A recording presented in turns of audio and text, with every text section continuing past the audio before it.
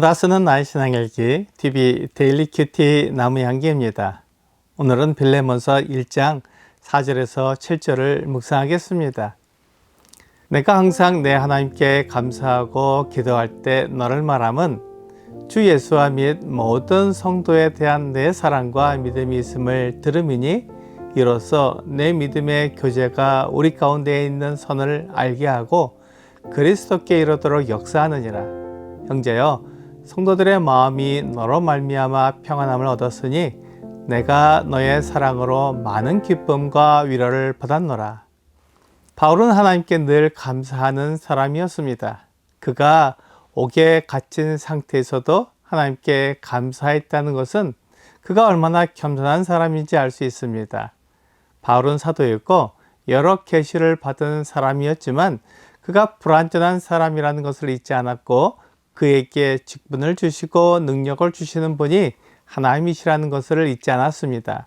그는 나와 같은 자가 어떻게 하나님의 사도가 될 수 있느냐고 생각했고 그렇게 감사할 수 있었습니다. 우리가 일상을 사는 동안 즐거운 일도 있겠지만 힘들고 어려운 일도 있기 마련입니다. 또한 억울하고 불평하게 하는 상황이 주어지기도 합니다. 하지만 그 모든 상황 속에서도 바울은 감사하고 있고 또한 우리에게 감사하라고 말하고 있습니다. 데살로니가 전서 5장 16절에서 18절은 항상 기뻐하라, 쉬지 말고 기도하라, 범사에 감사하라, 이것이 그리스도 예수 안에서 너희를 향하신 하나님의 뜻이니라 라고 말씀하고 있습니다. 하나님의 뜻은 우리가 항상 기뻐하고 쉬지 말고 기도하고 범사에 감사하는 것입니다. 우리의 삶에는 이러한 일이 가능할 때도 있지만 불가능할 때도 있습니다. 슬프고 억울하고 기도할 수 없는 때도 있습니다. 주님께서 그것을 알지 못해서 이런 말씀을 하신 것은 아닙니다.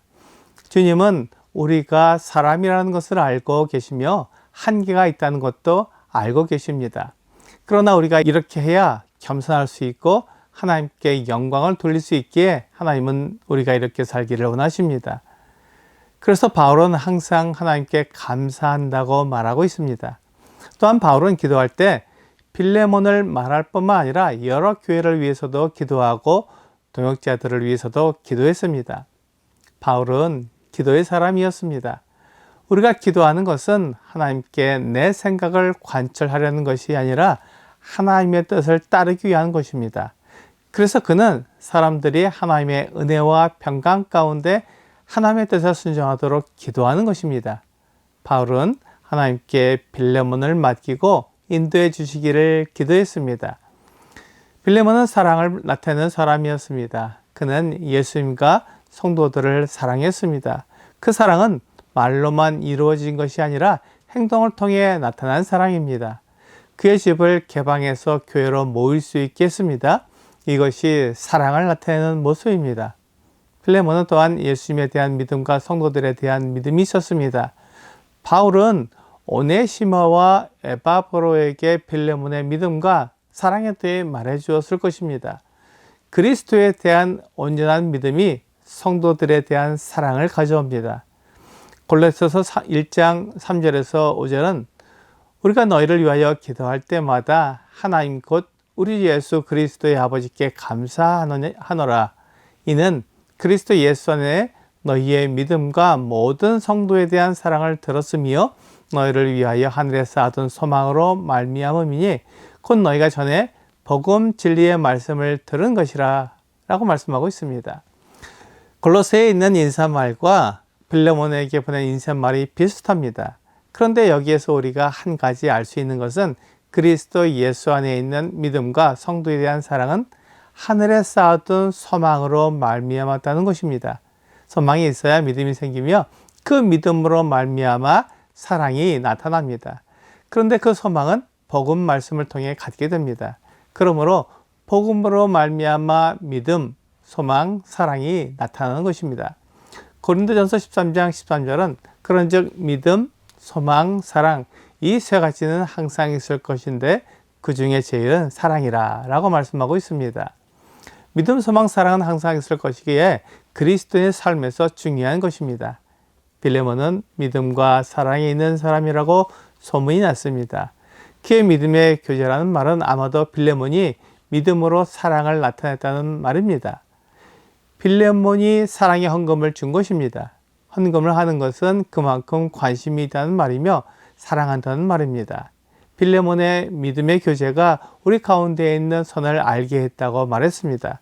그만큼 빌레몬이 교회와 일꾼들에게 풍성하게 헌금한 것을 알 수 있습니다. 빌레몬은 부유한 사람이기에 그렇게 할 수 있었습니다. 그는 재물을 어떻게 사용해야 하는지 알았습니다. 하나님께 인색한 사람은 하나님의 일꾼들에게 인색합니다. 하지만 하나님께 풍성하게 베푸는 사람은 하나님의 일꾼들에게도 풍성하게 베풉니다. 이러한 풍성한 규제는 그리스도를 목적으로 하는 것들입니다. 우리가 재정적으로 풍부해도 그리스도를 위한 것이고 가난해도 그리스도를 위한 것입니다.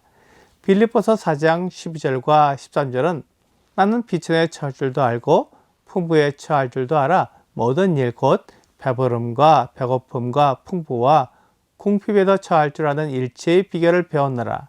내게 능력 주시는 자 안에서 내가 모든 것을 할 수 있느니라 라고 말씀하고 있습니다.